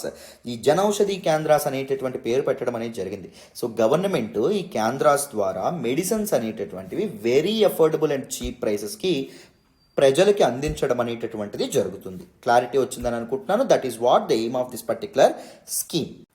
సో అండర్ ది స్కీమ్ ఏం జరగడం అనేటటువంటి జరుగుతుంది? ప్రధానమంత్రి భారతీయ జనౌషధి కేంద్రాస్ ఏవైతే ఉంటాయో వాటిని సెటప్ చేస్తారు. They will provide generic drugs ఏవైతే ఉంటాయో ది ఆర్ అన్బ్రాండెడ్ డ్రగ్స్ అనమాట. జెనరిక్ డ్రగ్స్ అనేటటువంటివి జెనరిక్ డ్రగ్స్లోను అండ్ బ్రాండెడ్ డ్రగ్స్లోను యాక్టివ్ ఇంగ్రీడియంట్ ఏదైతే ఉంటుందో అది కామన్గా ఉంటుంది. రెండింటిలోనూ ఒకటే ఉన్నప్పటికీ జెనరిక్ డ్రగ్స్ ఏవైతే ఉంటాయో తక్కువ కాస్ట్కి దొరకడం అనేటటువంటిది జరుగుతాయి అన్నమాట. సో చాలా మంది జెనరిక్ డ్రగ్స్ సరిగ్గా పనిచేయవు అనేటటువంటి అపోహలో ఉంటారు. బట్ జెనెటిక్ డ్రగ్స్ ఏవైతే ఉంటాయో తక్కువ కాస్ట్ అయినప్పటికీ యాక్టివ్ డ్రగ్స్, బ్రాండెడ్ డ్రగ్స్ ఎలా అయితే పనిచేస్తాయి ఇవి కూడా అలాగే పనిచేయడం అనేటటువంటిది జరుగుతుంది. నేను జెనరిక్ డ్రగ్స్ ఏవైతే ఉంటాయో వాటి గురించి కూడా ఇప్పుడు మాట్లాడతాను, మీకు క్లియర్గా అర్థమవుతుంది. సో అన్బ్రాండెడ్ డ్రగ్స్ ఏవైతే ఉంటాయో వాటిని తక్కువ కాస్ట్కి ప్రొవైడ్ చేయడానికి ప్రధానమంత్రి భారతీయ జనౌషధి కేంద్రాస్ ఏవైతే ఉంటాయో వాటిని ఈ స్కీమ్ అండర్లో ఏర్పాటు చేస్తారు. Which are available at lesser prices but are equivalent in quality and efficacy as expensive branded drugs. So expensive, చాలా కాస్ట్లీ అయినటువంటి బ్రాండెడ్ డ్రగ్స్కి ఎంత క్వాలిటీ ఉంటుందో, ఎంత ఎఫిషియన్సీ అనేటటువంటిది ఉంటుందో అంతే ఎఫిషియన్సీ ఈ డ్రగ్స్కి ఉంటుంది. అవి ఎలా అయితే వ్యాధిని నిర్మూలించగలవు, ఈ జెనరిక్ డ్రగ్స్ కూడా అలాగే వ్యాధిని నిర్మించగలవు. కానీ ఈ బ్రాండెడ్ డ్రగ్స్ అనేవి expensive, but these generic drugs అనేటటువంటివి చాలా తక్కువ కాస్ట్కి దొరుకుతాయి. సో ఆ జెనరిక్ డ్రగ్స్ అని తక్కువ కాస్ట్కి ప్రజలకు ప్రొవైడ్ చేసేటటువంటి ఉద్దేశంతోనే ప్రధానమంత్రి భారతీయ జనౌషధి పరియోజన తీసుకురావడం అనేటటువంటిది జరిగింది. సో ప్రిలిమ్స్కి point important. What is the implementing agency? Bureau of pharma PSUs of India, BPPI ఏదైతే ఉంటుందో this is the implementing agency of Pradhan Mantri Bharatiya Janaushadhi Pariyojana. Very very important. Now let us look at some salient features of this particular scheme and what are the advantages of this particular scheme. What is the significance of this particular scheme? చూడండి అమ్మా. So మొదటి feature చూడండి, important aspect, ensure access to quality medicines. Quality medicines, best quality medicines అనేటటువంటి even poorest of poor కూడా అందాలనేటటువంటి ఉద్దేశంతో this particular స్కీమ్ని తీసుకొచ్చింది government of India. And reduce out of pocket expenditure on medicines మీద ప్రజలు పెట్టేటటువంటి ఖర్చు ఏదైతే ఉంటుందో దాన్ని తగ్గించేటటువంటి ఉద్దేశంతో ఈ స్కీమ్ అనేటటువంటిది తీసుకురాబడింది. Create awareness about generic medicines through education and publicity. So generic medicines అనేటటువంటివి not effective and they are not good in quality అని చెప్పి చాలామంది ప్రజలు అపోహపడతారు, చాలా వదంతులు అనేవి ఉంటాయి. సో అది కరెక్ట్ కాదు. Branded medicines, expensive branded medicines ఎంత ఎఫెక్టివ్గా పనిచేస్తాయో జెనరిక్ మెడిసిన్స్ కూడా అలాగే పనిచేస్తాయి అనేటటువంటి అవేర్నెస్ని ప్రజలకు తీసుకురావడం, సో ప్రజల్ని చైతన్యపరిచేటటువంటి ఉద్దేశంతో ఈ స్కీమ్ని తీసుకొచ్చారు. సో ఈ స్కీమ్లో భాగంగా government, PSUs, private sector, NGOs, civil societies, corporate bodies and other institutions కూడా ఈ స్కీమ్లో ఇన్వాల్వ్ అవ్వడం అనేటటువంటి జరుగుతుంది. Even anyone can establish this particular ప్రధానమంత్రి భారతీయ జనౌషధి కేంద్రాస్, పిఎంబీజేకే కేంద్రాస్ ఏవైతే ఉంటాయో వాటి ఎవరైనా ఎస్టాబ్లిష్ చేయొచ్చు అవుట్ సైడ్ హాస్పిటల్స్. అర్థమైందా? It will create demand for generic medicines. And దాంతోపాటు ఈ స్కీమ్ ద్వారా జెనరిక్ మెడిసిన్స్కి డిమాండ్ అనేటటువంటిది పెంచే ఉద్దేశంలో గవర్నమెంట్ ఆఫ్ ఇండియా ఉండడం అనేటటువంటిది జరిగింది, రైట్. అండ్ ఎవరైనా పిఎంబీజేకి ప్రధానమంత్రి భారతీయ జనౌషధి కేంద్రాస్ ఎవరైనా సెటప్ చేయాలి అనుకుంటే వాళ్ళకి central government 2.5 lakhs financial assistance కూడా, ఆర్థిక సహాయం కూడా చేయడం అనేటటువంటిది జరుగుతుంది, right. So very very very important points about this particular scheme. Next చూడండి. సో మరి జెనరిక్ మెడిసిన్ అంటే ఏంటి?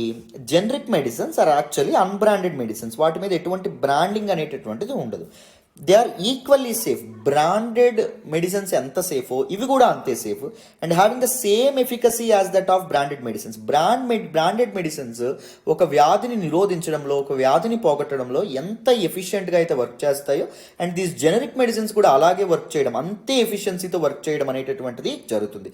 వాటి యొక్క థెరపెటిక్ వాల్యూ ఏదైతే ఉంటుందో, వ్యాధిని నిరోధించేటటువంటి శక్తి ఏదైతే ఉంటుందో అది సేమ్ ఎక్స్పెన్సివ్ బ్రాండెడ్ మెడిసిన్లో ఎలా అయితే ఉంటుందో జెనరిక్ మెడిసిన్స్లో కూడా అలాగే ఉండడం అనేటటువంటిది జరుగుతుంది. కానీ జెనరిక్ మెడిసిన్స్ యొక్క ప్రైసెస్ ఏవైతే ఉంటాయో అవి చాలా తక్కువగా ఉండడం అనేటటువంటిది జరుగుతుందమ్మా. చాలా తక్కువ ఉండడం అనేటటువంటిది జరుగుతుంది. ఎందుకు సార్ జెనరిక్ మెడిసిన్స్ యొక్క కాస్ట్ తక్కువ? సో ఒకేలా పనిచేస్తాయి అంటున్నారు, ఒకే క్వాలిటీ ఉంటుంది అంటున్నారు. ఎందుకు అంటే చూడండి, మామూలుగా ఏదైనా ఒక కంపెనీ, ఫార్మాసిటికల్ కంపెనీ ఏదైతే ఉంటుందో ఆ ఫార్మాసిటికల్ కంపెనీ ఒక పర్టిక్యులర్ వ్యాధికి ఒక మెడిసిన్ ఏదైతే ఉంటుందో ఒక డ్రగ్ని కనుక్కుంది అనుకోండి, ఒక డ్రగ్ని కనుక్కుంది. సో ఈ డ్రగ్ మీద ఈ కంపెనీ ఏదైతే ఉంటుందో ఈ కంపెనీ ఫస్ట్ హ్యూమన్ ట్రయల్స్ ఇవన్నీ చేస్తుందన్నమాట. ఇంకా ఈ డ్రగ్ తాలూకు ఎఫికసీ ఏదైతే ఉంటుందో దాన్ని నిర్ధారించడానికి డిఫరెంట్ రెగ్యులేటరీ బాడీస్ ఉంటాయి కదా, వాటి ముందు ప్రూవ్ చేయడానికి. సో వన్స్ వాళ్ళు నోడ్ ఇచ్చిన తర్వాత ఏం చేస్తారు, ఈ డ్రగ్ మీద ఈ కంపెనీ ఏదైతే ఉంటుందో అది పేటెంట్ తీసుకుంటుంది. So that this drug can be produced or manufactured only by this company. ఇంకే కంపెనీ కూడా ఈ డ్రగ్ని మ్యానుఫ్యాక్చర్ చేయడానికి వీల్లేదన్నమాట. అర్థమైందా? సో ఎక్స్క్లూజివ్గా వీళ్ళే ప్రొడ్యూస్ చేస్తున్నారు కాబట్టి ఈ డ్రగ్ మీద మొనోపొలి ఈ కంపెనీకి మాత్రమే ఉంది కాబట్టి. అండ్ దాంతోపాటు ఫస్ట్ హ్యూమన్ ట్రయల్స్ చేయడమే కాదు, పీరియాడికల్ హ్యూమన్ ట్రయల్స్ చేసేటటువంటి బాధ్యత, రీసెర్చ్, డెవలప్మెంట్, రిపోర్ట్ ఇచ్చేటటువంటి బాధ్యత ఈ కంపెనీ మీద ఉంటుంది. ఆ డ్రగ్ ఎలా వర్క్ చేస్తుంది డిఫరెంట్ కండిషన్స్లో ఎప్పటికప్పుడే పీరియాడికల్గా ప్రతి 6 monthsకి 1 yearకి కూడా వీళ్ళు ఎవరైతే ఈ కంపెనీ అయితే వీటిని డ్రగ్ని తయారు చేస్తుందో వాళ్ళు రిపోర్ట్స్ ఇవ్వాలి. సో వీటన్నిటికీ ఖర్చు అవుతుంది కదా. సో వాళ్ళు తయారు చేశారు కాబట్టి ఎక్స్క్లూజివ్గా వాళ్ళ మీద మొనోపలి ఉంది కాబట్టి డ్రగ్ యొక్క సప్లై ఉంటుంది, ఒక్క కంపెనీ తయారు చేస్తుంది. సో డ్రగ్ యొక్క కంపెనీ మార్కెట్లో తక్కువ ఉంటుంది, సప్లై తక్కువ ఉన్నప్పుడు డ్రగ్ ఏముంటుంది, డిమాండ్ ఎక్కువగా ఉంటుంది. సో అందుకే డ్రగ్ యొక్క కాస్ట్ ఎక్స్పెన్సివ్గా ఉండడం అనేటటువంటి జరుగుతుంది. కానీ కొన్నేళ్లకి, కొన్ని సంవత్సరాలకి ఎక్స్క్లూజివ్ రైట్స్ అనేటటువంటి కొంత పీరియడ్ వరకు మాత్రమే ఇస్తారు ఈ కంపెనీకి. సో ఒక స్పెసిఫిక్ పీరియడ్ దాటిపోయిన తర్వాత ఈ కంపెనీ యొక్క ఎక్స్క్లూజివ్ పేటెంట్ ఏదైతే ఉంటుందో అది రద్దు అవుతుంది. అప్పుడు ఈ డ్రగ్ని వేరియస్ అదర్ కంపెనీస్ కూడా తయారు చేసి ఈ డ్రగ్ని డూప్లికేట్ చేయొచ్చు. ఆ ఇంగ్రీడియంట్ ఏదైతే ఉంటుందో దాన్ని వాడి ఈ డ్రగ్ ఏదైతే ఉంటుందో దాన్ని తయారు చేయొచ్చు. ఇప్పుడు దీస్ హ్యూమన్ ట్రయల్స్ ఏవైతే ఉంటాయో చేయాల్సినటువంటి పని లేదు, రీసెర్చ్ రిపోర్ట్స్ ఏవైతే ఉంటాయో సబ్మిట్ చేయాల్సినటువంటి అవసరం లేదు. మల్టిపుల్ కంపెనీస్ ఈ డ్రగ్ని తయారు చేసేటటువంటి వెసులుబాటు కూడా ఉంది కాబట్టి డ్రగ్ యొక్క కాస్ట్ ఏదైతే ఉంటుందో అది సిగ్నిఫికెంట్గా తగ్గిపోతుంది. అర్థమైందా? సో దీస్ ఆఫ్టర్ పేటెంట్ అయిపోయిన తర్వాత కూడా ఒక విషయం గుర్తుపెట్టుకోండి, దిస్ పర్టిక్యులర్ డ్రగ్ యొక్క పేటెంట్ రైట్స్ అయిపోయిన తర్వాత కూడా ఈ కంపెనీ ఈ డ్రగ్స్ని తయారు చేసి అదే కాస్ట్కి అమ్ముతుంది. మనకి అవే ఎక్స్పెన్సివ్ బ్రాండెడ్ డ్రగ్స్ ఇంకా అదర్ బ్రాండెడ్ కంపెనీస్ కూడా అమ్ముతాయి, అదే కాస్ట్కి అమ్మడం అనేటటువంటి జరుగుతుంది. బట్ జెనరిక్ డ్రగ్స్ ఏవైతే ఉంటాయో they are actually unbranded, there is no brands అనమాట. సో సమ్ మ్యానుఫ్యాక్చరింగ్ యూనిట్స్ ఏవైతే ఉన్నాయో they will manufacture these particular drugs at very lower prices. మీకు క్లారిటీ వచ్చిందనే అనుకుంటున్నాను. These are some important differences between branded drugs and generic drugs. Very easy to understand.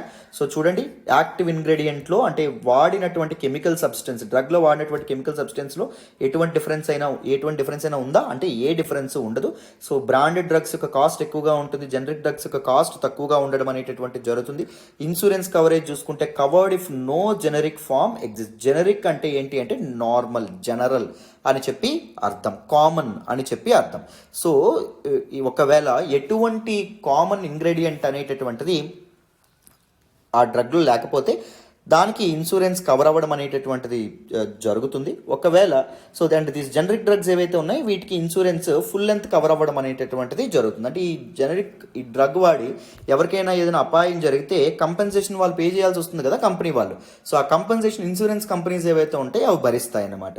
Next tested and approved by the food and drug administration of the United states of America. వాళ్ళు approve చేస్తారు ఈ డ్రగ్స్ని. So this FDA ఈ డ్రగ్స్ని కూడా prove చేసి accept చేయడం అనేటటువంటిది జరుగుతుంది. But stringent rules ఏమీ పెద్దగా ఫాలో అవ్వాల్సినటువంటి అవసరం లేదు. ఎందుకంటే జనరిక్ డ్రగ్స్ ఆల్రెడీ చాలా హ్యూమన్ ట్రయల్స్ ఆల్రెడీ ఏదైతే కంపెనీ మ్యానుఫ్యాక్చర్ చేసిందో అది ఆల్రెడీ హ్యూమన్ ట్రయల్స్ కానీ టెస్టులు కానీ రీసెర్చ్ అండ్ డెవలప్మెంట్ చేసి ఉంటుంది కాబట్టి రైట్. అండ్ స్ట్రెంగ్త్ అండ్ డోసేజ్లో కూడా ఎటువంటి డిఫరెన్స్ అనేటటువంటిది ఉండదు. So they are very much equal అండి, branded drugs and generic drugs గుర్తుపెట్టుకోండి. అండ్ అపీరెన్స్ అండ్ లుక్లో ఈ బ్రాండెడ్ డ్రగ్స్ ఏవైతే ఉంటాయో అవి ఒకే సైజులో ఉంటాయి, ఒకే కలర్లో ఉంటాయి, ప్యాకేజింగ్ కలర్ అన్నీ సిమిలర్గా ఉండడం అనేటటువంటి జరుగుతుంది. వేరాజ్ జెనరిక్ డ్రగ్స్ ఏవైతే ఉంటాయో వాటి యొక్క ప్యాకేజింగ్ ఇవన్నీ డిఫరెంట్గా ఉండేటటువంటి అవకాశం ఉంటుంది. ఒక జనరిక్ స్టోర్లో ఒక డ్రగ్ అంటే ఒక మెడిసిన్ ఒక ట్యాబ్లెట్ షీట్ ఒక కలర్లో మీకు కనిపిస్తే ప్యాకేజింగ్ గట్రా, వేరే జనరిక్ స్టోర్కి వెళ్తే మీరు వేరే రకమైన మీరు అదే అడుగుతారు, అదే పారాసిటమాల్ అడుగుతారు, అదే డోలో 650 అడుగుతారు, కానీ ఎలా ఉండడం అనేటటువంటి జరుగుతుంది, షీట్ కలర్ గట్రా మారడం అనేటటువంటిది జరుగుతుంది. వాటిని మీరు జాగ్రత్తగా గుర్తుపెట్టుకోవాలి. అర్థమైందా? సో జెనరిక్ డ్రగ్స్ మీద మీరు ఎటువంటి అపోహలు అయితే పెట్టుకోనటువంటి అవసరం లేదు. చిన్న చిన్న మెడిసినల్ నీడ్స్ ఏవైతే ఉంటాయో వాటి కోసం మీరు చక్కగా జెనరిక్ స్టోర్స్కి వెళ్ళి జెనరిక్ స్టోర్స్లో మెడిసిన్స్ అనేటటువంటివి మీరు కొనొచ్చు. చక్కగా మనీ అనేటటువంటిది సేవ్ చేసుకోండి. మీ ఇంట్లో వాళ్ళకి మీ చుట్టుపక్కల వాళ్ళకి కూడా ఈ విషయం అనేటటువంటిది తెలపండి, అవేర్నెస్ అనేటటువంటిది కల్పించండి. I always call you as potential bureaucrats. So మీరు ప్రిపరేషన్ టైం నుంచే ఆస్పిరెంట్స్గా ఉన్నప్పుడే ఒక బ్యూరోక్రటిక్ మైండ్ సెట్తో, బ్యూరోక్రటిక్ వ్యూ పాయింట్స్తో, బ్యూరోక్రటిక్ బిహేవియర్తో మీరు ఎప్పుడూ నడుచుకోవాలి. సో అందుకే పీపుల్లో అవేర్నెస్ కల్పించేటటువంటి ప్రయత్నం చేయండి. Right. So this is all about this particular article. మరి నెక్స్ట్ ఆర్టికల్ మాట్లాడదాం, వినాలి. ఈరోజు హిందూ అనాలిసిస్లో మనం మాట్లాడుకునే నెక్స్ట్ ఆర్టికల్ చూడండి అమ్మా. Russia used phosphorus shells in Donbas attacks. Very important article regarding GS paper 2. International ఇష్యూస్లో మనం మాట్లాడుకోవడం అనేటటువంటి జరుగుతుంది. ఈ ఆర్టికల్ నేను ద హిందూలోని ఢిల్లీ ఎడిషన్లో పేజ్ నెంబర్ 11 నుంచి సెలెక్ట్ చేసుకోవడం అనేది జరిగింది. చాలా ఇంపార్టెంట్ ఆర్టికల్, డీటెయిల్డ్గా మాట్లాడదాం, జాగ్రత్తగా వినండి. సో మొదటి న్యూస్లోకి ఏం రావడం అనేటటువంటి జరిగింది, ఉక్రెయిన్ యొక్క పోలీస్ డిపార్ట్మెంట్కి చెందినటువంటి ఒక సీనియర్ ఆఫీసర్ ఏం చెప్పారు అంటే, రష్యన్ మిలిటరీ ఫోర్సెస్ ఏవైతే ఉన్నాయో they are actually launching white phosphorus bomb attacks in the eastern region of Luhansk. So eastern region of ఉక్రెయిన్, దీన్ని డొన్బాస్ రీజియన్ అని చెప్పి అనడం అనేటటువంటిది జరుగుతుంది.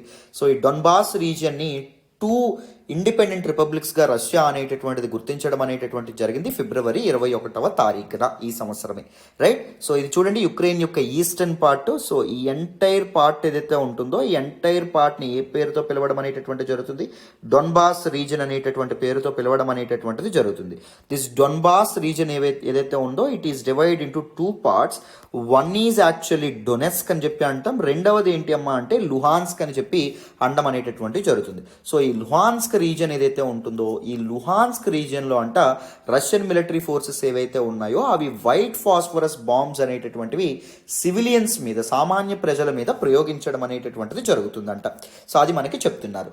సో మరి వైట్ ఫాస్ఫరస్ బాంబ్స్ ప్రయోగించడం విరుద్ధమా sir, there is any ban on this white usage of white phosphorus అంటే కాదు, బ్యాన్ ఏమీ లేదు. కానీ అవి కంబాట్ ఏరియాస్లో, ఓపెన్ ఏరియాస్లో వాటిని ప్రయోగించవచ్చు. కానీ సివిలియన్స్, సామాన్య ప్రజలు నివసించేటటువంటి ప్రాంతాల్లో మాత్రం this particular white phosphorus bombs ఏవైతే ఉంటాయో వాటిని ఎట్టి పరిస్థితుల్లో ఉపయోగించడానికి వీల్లేదు. ఇంటర్నేషనల్ లా ఏదైతే ఉంటుందో it prohibits the use of white phosphorus shells in heavily populated civilian areas. So ఎక్కువ పాపులేషన్ ఉన్నటువంటి ఏరియాస్ ఏవైతే ఉంటాయో, సో జనాభా సాంద్రత ఉన్నటువంటి ఏరియాస్ ఏవైతే ఉన్నాయో అక్కడ ఈ ఫాస్ఫరస్ షెల్స్ ఏవైతే ఉంటాయో వాటిని ఏ మిలిటరీ కూడా వాడకూడదు. ఓపెన్ స్పేసెస్ ఏవైతే ఉన్నాయో అక్కడ, అండ్ కంబాట్ ఏరియాస్ ఏవైతే ఉన్నాయో అక్కడ ట్రూప్స్ ఏవైతే ఉన్నాయో, మిలిటరీ పీపుల్ ఈ particular white phosphorus bombs and shelling ఏదైతే ఉన్నాయో వాటిని వాడుకోవచ్చు అకార్డింగ్ టు ఇంటర్నేషనల్ లా, అంతర్జాతీయ చట్టాల ప్రకారం. రైట్. సో ఒకసారి మరి వైట్ ఫాస్ఫరస్ బాంబ్స్ ఏవైతే ఉన్నాయి, వైట్ ఫాస్ఫరస్ గురించి కొన్ని ఇంపార్టెంట్ ఫ్యాక్ట్స్ తెలుసుకుందాం, జాగ్రత్తగా వినండి. సో చూడండి అన్న, white phosphorus is actually chemical substance అమ్మ, అది ఒక రసాయన పదార్థం. రైట్. సో దీన్ని దేనిలో వాడతారు? ఆర్టిలరీ షెల్లింగ్స్, మిసైల్స్లోని, లేకపోతే బాంబ్స్లోని, రాకెట్స్లోని, మోటార్స్ ఏవైతే ఉంటాయో వాటిలో వాడడం అనేటటువంటిది జరుగుతుంది. ముఖ్యంగా కంబాట్ ఆపరేషన్స్లో, మిలిటరీ ఆపరేషన్స్లో వాడతారు. ఎందుకు అంటే అబ్స్క్యూర్ చేయడానికి, అంటే శత్రువు యొక్క కన్ను గప్పి మిలిటరీ ఆపరేషన్స్ అనేవి చేయడానికి. మీరు పబ్జీ లాంటి గేమ్స్ ఏమైనా ఆడితే మీకు ఈ పర్టిక్యులర్ వైట్ ఫాస్ఫరస్ షెల్లింగ్ ఏదైతే ఉంటుందో దాని గురించి మీకు అవగాహన ఉంటుంది. సో మనకి శత్రువు కనిపించకుండా మనం ఒక ప్రాంతం నుంచి వేరే ప్రాంతానికి వెళ్తే దిస్ వైట్ ఫాస్ఫరస్ ఏదైతే ఉంటుందో దాన్ని రిలీజ్ చేస్తారు. అప్పుడు వైట్ ఫాగ్ ఏదైతే ఉంటుందో, ఫాగ్ బాంబ్ అని కూడా అంటారు, వైట్ ఫాగ్ ఏదైతే ఉంటుందో అది రిలీజ్ అవ్వడం అనేది జరుగుతుంది. సో శత్రువు కన్నుగప్పి మనం వేరే ప్రాంతానికి పారిపోవచ్చు, లేకపోతే వేరే ప్రాంతానికి మూవ్ అవ్వచ్చు, రైట్? సో ఆ వైట్ ఫాస్ఫరస్ని అందుకు వాడతారు. So when released upon ground, ఇది గ్రౌండ్ మీద రిలీజ్ చేసిన వెంటనే గ్రౌండ్ భూమిని తాకగానే ఇది ఏమవుతుంది? బర్స్ట్ అవుతుంది. బర్స్ట్ అయ్యి డెన్స్ వైట్ స్మోక్ ఏదైతే ఉంటుందో, తెల్లనైనటువంటి ఒక పొగని రిలీజ్ చేయడం అనేటటువంటిది జరుగుతుంది. సో ట్రూప్స్ ఏవైతే ఉంటాయో అవి శత్రువు యొక్క కన్నుగప్పి ఒక ప్రాంతం నుంచి ఇంకో ప్రాంతానికి మూవ్ అవ్వడానికి, ఒక చోటు నుంచి ఇంకొక చోటుకి మూవ్ అవ్వడానికి దిస్ వైట్ ఫాస్ఫరస్ ఇవేవైతే ఉన్నాయో, బాంబ్స్ ఏవైతే ఉంటాయో వాటిని వాడడం అనేటటువంటిది జరుగుతుంది. So it will protect military forces from guided weapons such as anti tank guided missiles etcetera. So anti tank guided missiles, cruise missiles ఏవైతే ప్రీ డిటర్మైన్ టార్గెట్తో ఉంటాయో, సో వాటికి ఎగనెస్ట్ వాటి నుంచి తప్పించుకోవడానికి ఈ పొగ ఏదైతే ఉంటుందో, ఈ వైట్ ఫాస్ఫరస్ వెపన్స్ ఏవైతే ఉన్నాయో, బాంబ్స్ ఏవైతే ఉంటాయో అవి చాలా ఉపయోగపడడం అనేటటువంటిది జరుగుతుంది. సో ఇంటర్నేషనల్ లా ప్రకారం ఓపెన్ ఏరియాస్లో, కంబాట్ ఏరియాస్లో వీటిని వాడడం అనేటటువంటిది పర్మిటబుల్ అయినప్పటికీ దిస్ పర్టిక్యులర్ వైట్ ఫాస్ఫరస్ ఏదైతే ఉంటుందో దాన్ని డెన్స్లీ పాపులేటెడ్ సివిలియన్ ఏరియాస్ ఏవైతే ఉంటాయో వాటిలో అయితే వాడకూడదు. ఎందుకంటే సివిలియన్, సామాన్యమైనటువంటి ప్రజలకి అన్నెసరీ రిస్క్, విపరీతమైనటువంటి రిస్క్ని, విపరీతమైనటువంటి ప్రాబ్లమ్స్ని తీసుకొచ్చేటటువంటి అవకాశం ఉంటుంది this particular white phosphorus shelling. అర్థమైందా?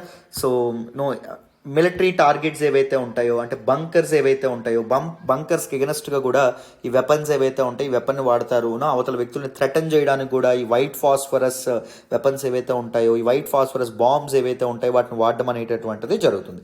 It is not considered as a chemical weapon అండి. It is a chemical substance, కానీ ఇది కెమికల్ వెపన్గా మనం దీన్ని గుర్తించము. And it is not banned at all. దీన్ని బ్యాన్ ఏమీ చేయలేదు. ఓపెన్ ఏరియాస్లో, కంబాట్ ఏరియాస్లో వైట్ ఫాస్ఫరస్ని వీ కెన్ స్టిల్ యూజ్. అర్థమైందా?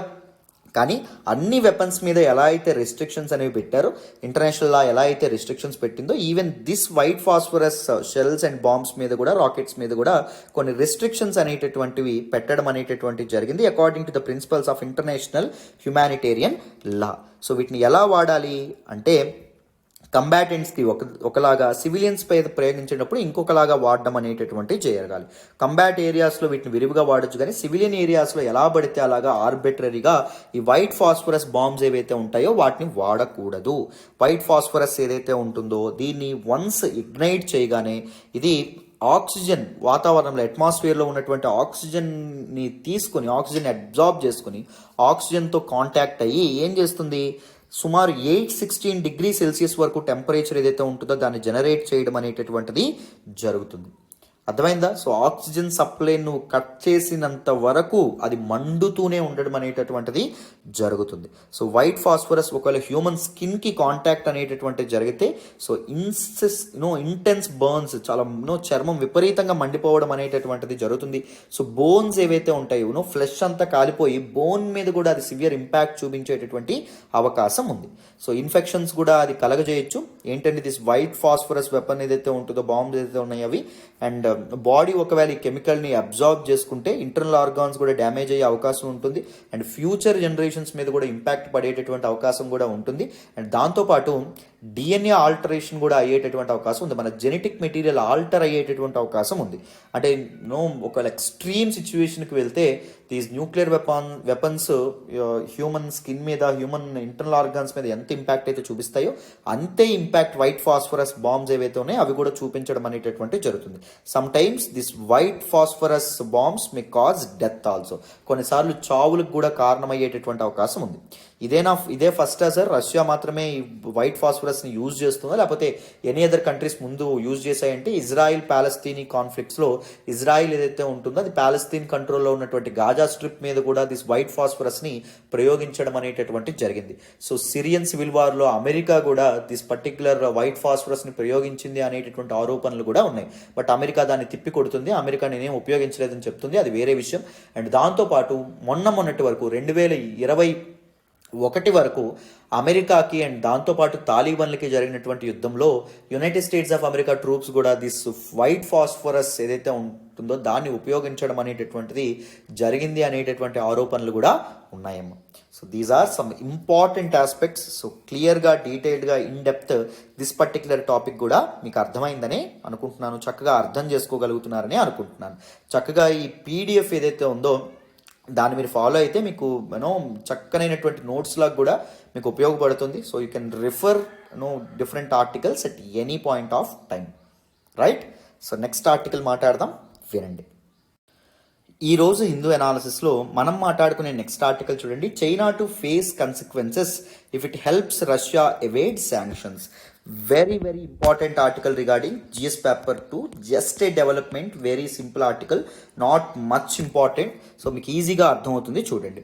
సో రష్యా ఏదైతే ఉందో రష్యా ఉక్రెయిన్ మీద మిలిటరీ ఆపరేషన్ ఏదైతే ఉంటుందో మిలిటరీ ఆపరేషన్ స్టార్ట్ చేసినప్పటి నుంచి వెస్టర్న్ కంట్రీస్ కానీ లేకపోతే ఇంటర్నేషనల్ కమ్యూనిటీ కానీ రష్యాని ఐసోలేట్ చేసేటటువంటి ప్రయత్నం మొదలుపెట్టాయి. సో వెస్టర్న్ కంట్రీస్ ఏవైతే ఉంటాయో అవి ఏం చేయడం అనేవి మొదలుపెట్టినాయి, ఎకనామిక్ శాంక్షన్స్ ఏవైతే ఉంటాయో ఆంక్షలు ఏవైతే ఉంటాయో విధించడం మొదలుపెట్టినాయి. రష్యాతో ట్రేడ్ కట్ చేసుకుంటామని చెప్పి కానీ లేకపోతే రష్యన్ అసెట్స్ని సీజ్ చేసేటటువంటి ప్రయత్నాలు కానీ లేకపోతే రష్యన్ బ్యాంక్స్ని డిస్బ్యాండ్ చేసేటటువంటి ప్రయత్నాలు కానీ ఇవన్నీ చాలా వెస్టర్న్ కంట్రీస్ చేయడం అనేటటువంటిది జరిగింది, మీ అందరికీ తెలుసు. సో రష్యాకి ముందు ఇవన్నీ తెలియవా? నేను ఉక్రెయిన్ని అటాక్ చేస్తే వెస్టర్న్ కంట్రీస్ నేటో దళాలు ఏవైతే ఉన్నాయో అవి ఊరుకోవని చెప్పి రష్యాకి తెలియవా? రష్యాకి తెలుసు. బట్ రష్యా యొక్క ధైర్యం ఏంటి అంటే so present economic super power అయినటువంటి చైనా ఏదైతే ఉంటుందో at the least case China నాకు ఉంటుంది. సో చైనా నాతో సంబంధాలు అనేటటువంటివి తెగదెంపులు చేసుకోదు. సో చైనా అనేటటువంటిది నాకు అండగా ఉంటుంది కాబట్టి నాకు ఎటువంటి ప్రాబ్లం లేదు. ఇది రష్యా యొక్క ఆలోచన. ఇది బయటికి చెప్పకపోయినా this is what Russia and Putin is looking for, right? So ఇది మరి యుఎస్కి కానీ లేకపోతే నేటోకి కానీ ఈ విషయం అనేటటువంటి తెలీదా? తప్పకుండా తెలుస్తుంది.